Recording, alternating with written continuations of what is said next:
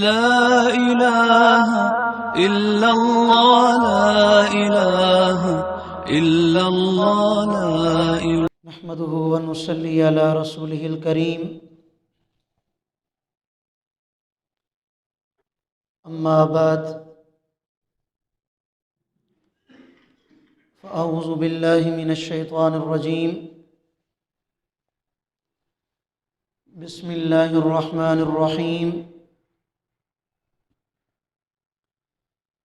إن الذين كفروا من أهل الكتاب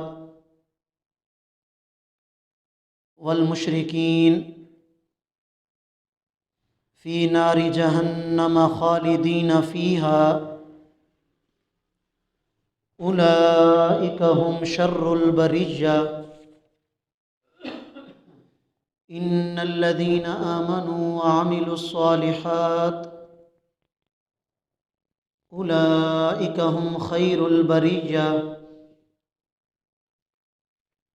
سبحان ربك رب العزة عما يصفون وسلام على المرسلين والحمد لله رب العالمين. اللهم صل على سيدنا ومولانا محمد وعلى آل سيدنا ومولانا محمد وبارك وسلم. میرے انتہائی واجب الاحترام مسلمان بھائیوں، دوستوں، بزرگوں،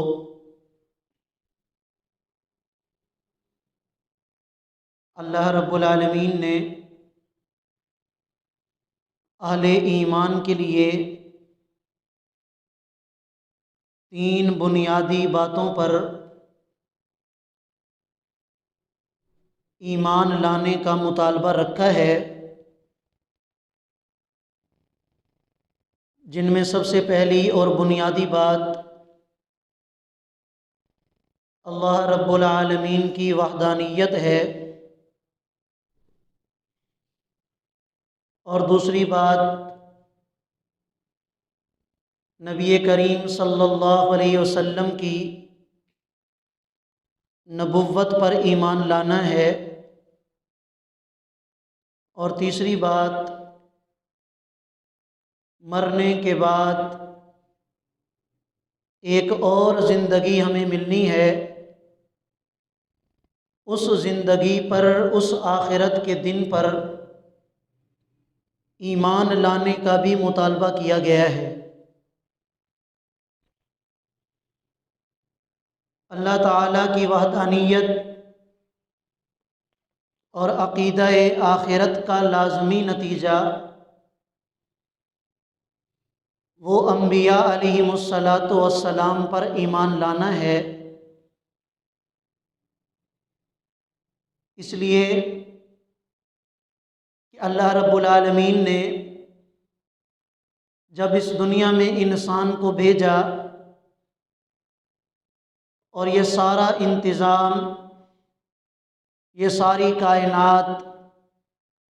اللہ رب العالمین نے انسان کے لیے بنا دی، تو یہ کیسے ممکن ہو سکتا تھا کہ اس انسان کی رہنمائی کے لیے اللہ تعالیٰ انبیاء علیہم الصلاۃ والسلام کو نہ بھیجتے؟ گویا انبیاء علیہم الصلاۃ والسلام کی بعثت اور انبیاء علیہم الصلاۃ والسلام کا دنیا میں تشریف لانا یہ اللہ تعالیٰ کی وحدانیت کو سمجھانے کے لیے تھا، اور عقیدہ آخرت کو سمجھانے کے لیے تھا۔ چنانچہ سورۃ البینہ میں اللہ رب العالمین اسی عقیدہ رسالت کے بارے میں ساری کائنات کے انسانوں کو یہ بات سمجھانا چاہتے ہیں کہ اگر انبیاء علیہم الصلاۃ والسلام کا یہ سلسلہ جاری نہ کیا جاتا تو اللہ تعالیٰ کی وحدانیت اور عقیدہ آخرت کو سمجھنا بھی ناممکن تھا، اور یہ دنیا میں بسنے والے لوگ اپنے آپ کو جاہلیت سے اور گمراہی سے نہ نکال سکتے اگر انبیاء علیہم السلام کا یہ سلسلہ جاری نہ ہوتا۔ اور نبی کریم صلی اللہ علیہ وسلم کو بھی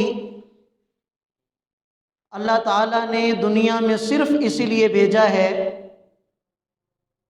کہ آپ علیہ السلام اس دنیا میں تشریف لائیں اور اس دنیا میں بسنے والے انسانوں کو گمراہی سے نکال کر ہدایت والے راستے پر لے آئیں، غلط عقائد سے نکال کر صحیح عقائد کی طرف ان کی رہنمائی کریں۔ جب نبی کریم صلی اللہ علیہ وسلم اس مبارک دنیا میں تشریف لائے تو آپ علیہ السلام کی بعثت کے نتیجہ میں انسان دو گروہوں میں تقسیم ہو گئے، اور انہی دو گروہوں کا ذکر اللہ رب العالمین نے سورۃ البینہ کی ان دو آیات کریمہ میں فرمایا ہے۔ ان میں سے ایک گروہ تو وہ تھا کہ جو پہلے گمراہی میں مبتلا تھا، جاہلیت کی وہ زندگی گزار رہے تھے، لیکن جب اللہ کے نبی تشریف لائے اور اللہ کے نبی نے آ کر قرآن کے ذریعے اپنے مبارک ارشادات کے ذریعے ان کی رہنمائی فرمائی تو ان لوگوں نے گمراہی کو چھوڑ کر سیدھے راستے کو اختیار کر لیا، اللہ اور اس کے رسول کی فرما برداری کو اختیار کر لیا۔ اور دوسرا گروہ وہ تھا کہ جو پہلے بھی گمراہی پر رہا، اور جب آپ علیہ السلام تشریف لائے اور آپ علیہ السلام نے ان کے سامنے دلائل رکھے قرآن و سنت کے، پھر بھی ان لوگوں نے انکار کیا اور وہ اپنے کفر پر، اپنے شرک پر اور اپنی گمراہی پر قائم رہے۔ چنانچہ ایسے لوگوں کے بارے میں اللہ کے قرآن میں اللہ ارشاد فرماتے ہیں، ان الذین کفروا من اہل الکتاب والمشرکین، کہ بے شک جن لوگوں نے گمراہی کو اختیار کیا، کفر پر قائم رہے، چاہے وہ اہل کتاب میں سے ہوں یعنی یہودی اور نصرانی ہوں، یا مشرکین میں سے ہوں یعنی بت پرست ہوں، فرمایا ان کے لیے دو سزائیں ہیں۔ پہلی سزا فی نار جہنم خالدین فیہا، کہ یہ لوگ جہنم کی آگ کے اندر ہمیشہ ہمیشہ کے لیے ڈال دیے جائیں گے۔ اور دوسری سزا اولئک ہم شر البریہ، کہ اس کائنات میں جتنے بھی انسان ہیں ان تمام انسانوں میں بدترین انسان یہی لوگ ہیں۔ اور ان کے مقابلے میں جن لوگوں نے ایمان قبول کیا اور پھر پوری زندگی نیک اعمال پر انہوں نے گزار دی، فرمایا کہ یہ لوگ کائنات کے اندر جتنے بھی انسان ہیں ان تمام انسانوں میں بہترین انسان یہ لوگ ہیں۔ تو یہ دو گروہوں کا ذکر اللہ تعالیٰ نے ان دو آیتوں میں فرمایا ہے، اور موازنہ کر کے اللہ رب العالمین نے ہمارے سامنے پیش کر دیا کہ اب تمہاری مرضی ہے کہ تم جس گروہ کے اندر شامل ہونا چاہتے ہو اسی گروہ کے اندر شامل ہو جاؤ۔ اب ذہنوں میں ایک سوال سا پیدا ہوتا ہے کہ اللہ رب العالمین نے کافروں کے بارے میں یہ کہہ دیا کہ یہ بدترین مخلوق ہیں، اور اہل ایمان کے بارے میں یہ کہہ دیا کہ یہ بہترین مخلوق ہیں، تو ایک بات ذہن میں آتی ہے کہ دنیا کے اندر بہت سارے کافر ایسے بھی ہوتے ہیں کہ جو نیک اعمال بھی کرتے ہیں، اچھے کام کرتے ہیں، فلاحی کاموں میں بڑھ چڑھ کر حصہ لیتے ہیں، غریبوں کی مدد کرنا، بیماروں کی بیمار پرسی کرنا، غریبوں کا تعاون کرنا،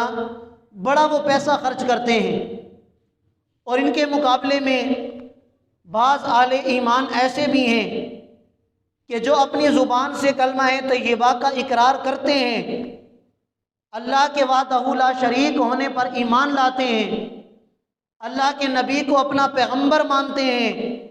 لیکن اس کے باوجود ان کی پوری زندگی قرآن و سنت کے خلاف گزرتی ہے۔ تو یہ کیا بات ہے کہ اللہ تعالیٰ نے کافروں کے سارے اعمال پر پانی پھیر دیا ان کے کفر کی وجہ سے، اور اہل ایمان کو اللہ تعالیٰ نے پھر بھی کامیاب قرار دیا ہے؟ تو اس کا جواب یہ ہے کہ اللہ رب العالمین نے اس کائنات کو پیدا کیا، اور اس کائنات میں بسنے والے جتنے بھی انسان ہیں، ان تمام انسانوں کے لیے اللہ تعالیٰ نے اس کائنات کو اور اس کائنات کے نظام کو بنایا، اور خود اللہ نے اس بات کا اقرار فرمایا ہے کہ اے انسان، یہ ساری کائنات میں نے تیری خدمت کے لیے پیدا کی ہے، اور تجھے میں نے اپنی عبادت کے لیے پیدا کیا ہے۔ اب اگر کوئی انسان اتنے عظیم اور اتنے کریم رب کے بارے میں یہ کہہ دیتا ہے کہ میں اس رب کو نہیں مانتا، میں اس رب کو اپنا رب نہیں مانتا، یا کہتا ہے کہ میں رب تو اس کو مانتا ہوں لیکن میں اس کی ذات و صفات میں دوسروں کو بھی شریک مانتا ہوں، تو ظاہری سی بات ہے کہ یہ انسان اللہ کے ساتھ وفاداری کرنے والا نہیں ہے، بلکہ یہ اللہ تعالیٰ کے ساتھ بے وفائی کرنے والا ہے۔ آپ اس کی مثال یوں سمجھ لیں کہ ایک آدمی کا ایک نوکر ہے، اور یہ آدمی اسے مہینے کے بعد تنخواہ بھی دیتا ہے، اس کے کھانے پینے کا انتظام بھی کرتا ہے، اس کے اوڑھنے بچھونے اور اس کی رہائش کا بھی انتظام کرتا ہے، لیکن یہ جو نوکر ہے اپنے آقا کو آقا ماننے کے لیے تیار نہیں ہے۔ کہتا ہے کہ یہ تنخواہ مجھے یہ نہیں دیتا، میرے کھانے پینے کا بندوبست یہ نہیں کرتا، میرے اوڑھنے بچھونے کا بندوبست یہ نہیں کرتا۔ اب کیا کرتا ہے؟ دوسروں کے ساتھ یہ اچھا سلوک کرتا ہے، بیمار پرسی بھی کرتا ہے، غریبوں کا تعاون بھی کرتا ہے، دوسروں کے ساتھ اچھا سلوک ہے، لیکن اپنے آقا کو آقا ماننے کے لیے تیار نہیں ہے۔ جو کچھ اس کو اپنا آقا دیتا ہے یہ انکار کرتا ہے ان نعمتوں کا، اور ان چیزوں کا انکار کرتا ہے۔ اور اس کے مقابلے میں ایک دوسرا نوکر ہے کہ وہ اپنے آقا کو آقا بھی تسلیم کرتا ہے، اور اپنی زبان سے اقرار کرتا ہے کہ یہ میرے آقا ہیں، یہ میرا مالک ہے، مجھے تنخواہ بھی دیتا ہے، میرے کھانے پینے کا بندوبست بھی کرتا ہے، اور دوسری طرف دوسرے لوگوں کی خدمت بھی کرتا ہے یہ نوکر، دوسروں کے ساتھ بھی اچھا سلوک کرتا ہے۔ تو آپ خود موازنہ کریں کہ ان دونوں نوکروں میں سے کون سا نوکر اچھا ہوگا؟ ظاہر سی بات ہے کہ وہ نوکر کہ جو اپنے آقا کو آقا تسلیم کرے اور پھر دوسرے نیک اعمال کرے۔ یہی مثال ہے اس کافر کی کہ یہ کافر جتنے بھی نیک اعمال کرتا رہے، لیکن اس کافر نے اپنے رب کو، اپنے آقا کو آقا تسلیم نہیں کیا، اپنے رب کو اس نے رب تسلیم نہیں کیا، اپنے پروردگار کو اس نے پروردگار تسلیم نہیں کیا، اپنے مالک اور اپنے خالق کو اور اپنے رازق کو اس نے اپنا خدا تسلیم نہیں کیا، بلکہ اس نے اپنے خدا کے ساتھ دوسروں کو شریک بنا لیا۔ تو اسی وجہ سے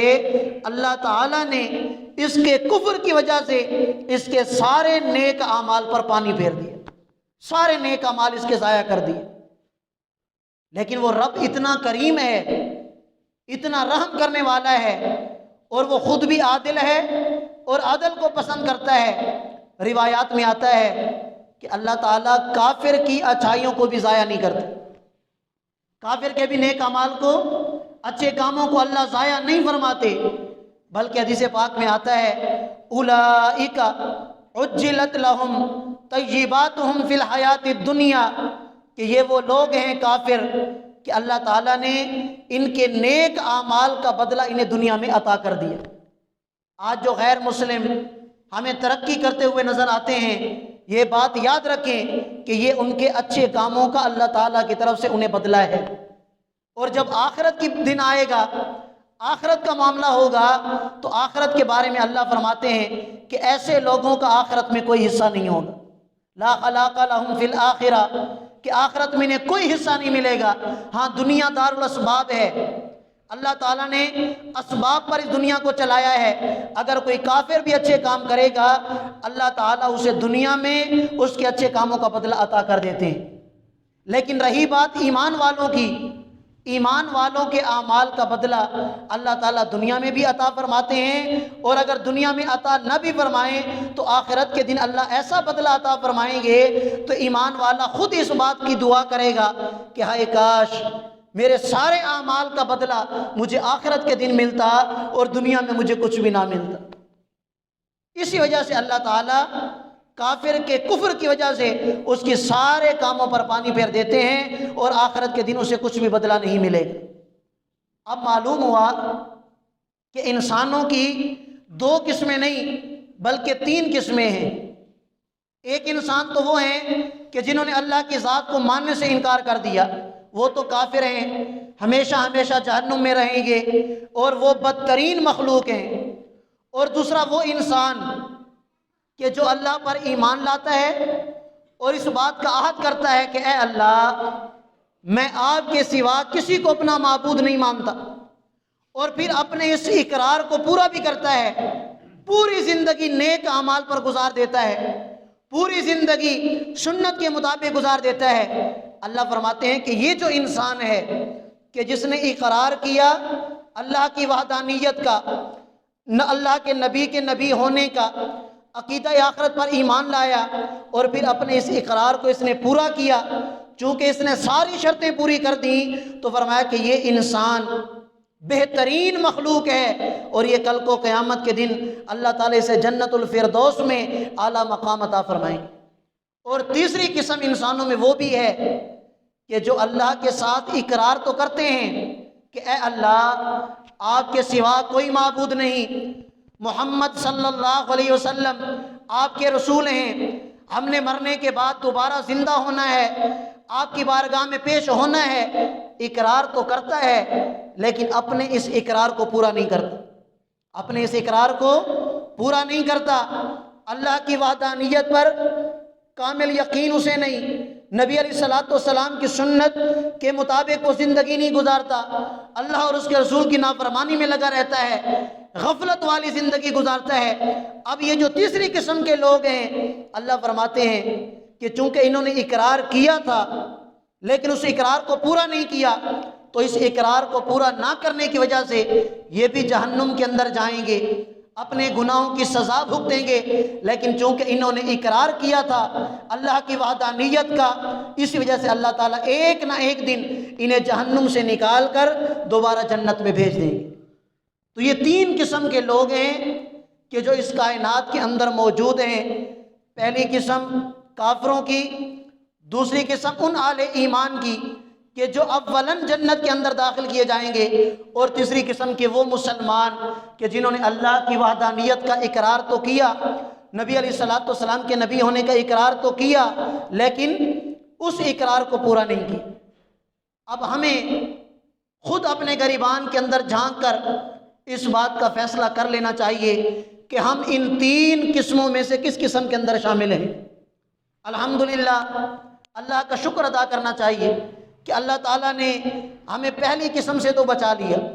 اللہ کا کرم ہے ہم کافر نہیں مسلمان ہیں، اللہ کے فضل اور کرم سے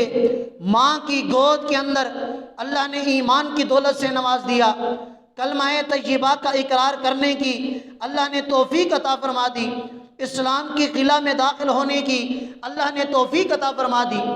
اب سوچنے کی بات یہ ہے کہ اگلی جو 2 قسمیں ہیں، ان 2 قسموں میں سے ہم کون سی قسم میں شامل ہیں؟ آیا اللہ سے ہم نے جو وعدہ کیا اللہ کی عبادت کا، نبی علیہ الصلوۃ والسلام کی سنت کی پیروی کا، آیا ہم اس اقرار کو پورا کرنے والے ہیں یا اس اقرار کو پورا کرنے والے نہیں ہیں؟ اور یقیناً آج جو ہماری حالت ہے، یا آج جو مسلمان جس راستے کی طرف گامزن ہے، اور مسلمان نے جو راہ اختیار کر رکھی ہے، غفلت والی راہ، شیطان کے راستے کو جو اختیار کر رکھا ہے، تو یقیناً اکثر مسلمان آج اس راستے پر چلنے والے ہیں کہ جو راستہ ہمیں اس جگہ لے کے جا رہا ہے کہ جس میں اللہ معاف کرے وہ لوگ ہیں کہ جو اللہ اور اس کے رسول کے ساتھ کیے جانے والے وعدے کو پورا کرنے والے نہیں ہیں۔ آج ہم نے اللہ کے ساتھ اقرار کیا ہے، قرآن پر بھی ہمارا ایمان، نبی کی سنت پر بھی ہمارا ایمان، اللہ کی وحدانیت پر بھی ہمارا ایمان، لیکن اس کے باوجود ہم اس اقرار کو پورا نہیں کرتے۔ تبھی تو مؤذن آذان دیتا ہے، ہمیں کامیابی کی طرف بلاتا ہے، اللہ کی بارگاہ میں آنے کی دعوت دیتا ہے، لیکن ہمیں اس کی دعوت سمجھ ہی نہیں آتی، ہم اس کی دعوت کو ہوا میں اڑا دیتے ہیں، ہم مسجد میں آ کر نماز پڑھنے کے لیے تیار نہیں ہوتے۔ تو ہمارا تو ایمان اتنا کمزور ہے کہ ہمارا ایمان ہمیں مسجد تک نہیں لے آ سکتا، تو پتہ نہیں مسجد کے علاوہ کی جو ہماری زندگی ہے، بازار کی زندگی، گھر کی زندگی، رشتہ داروں کی زندگی، دوست احباب والی زندگی، پتہ نہیں وہ زندگی ہماری کیسی ہو۔ تو ہر انسان توجہ کرے، غور و فکر کرے اپنی زندگی پر کہ ہم ان دو قسموں میں سے کس قسم کے اندر شامل ہیں۔ اگر تو پہلی قسم میں شامل ہیں کہ الحمدللہ اللہ کے ساتھ کیا ہوا وعدہ ہم پورا کر رہے ہیں، پھر تو اللہ کا شکر ادا کرنا چاہیے۔ اور اگر خدا نہ خواستہ معاملہ کوئی اور ہے کہ وعدہ تو ہم نے کر لیا لیکن ہم اس وعدے کو پورا نہ کر سکے، تو پھر اللہ کی بارگاہ میں توبہ کرنی چاہیے اور اللہ سے استقامت مانگنی چاہیے کہ یا اللہ جو وعدہ آپ سے کیا ہے ہمیں اس وعدہ کو پورا کرنے کی توفیق عطا فرما، اس اقرار کو پورا کرنے کی توفیق عطا فرما، اور مرتے دم تک ہمیں اس اقرار پر استقامت عطا فرما۔ اللہ تعالیٰ مجھے بھی اور آپ سب کو عمل کرنے کی توفیق عطا فرما دیں۔ وآخر دعوانا ان الحمد للہ رب العالمین۔ جزاکم اللہ خیرا۔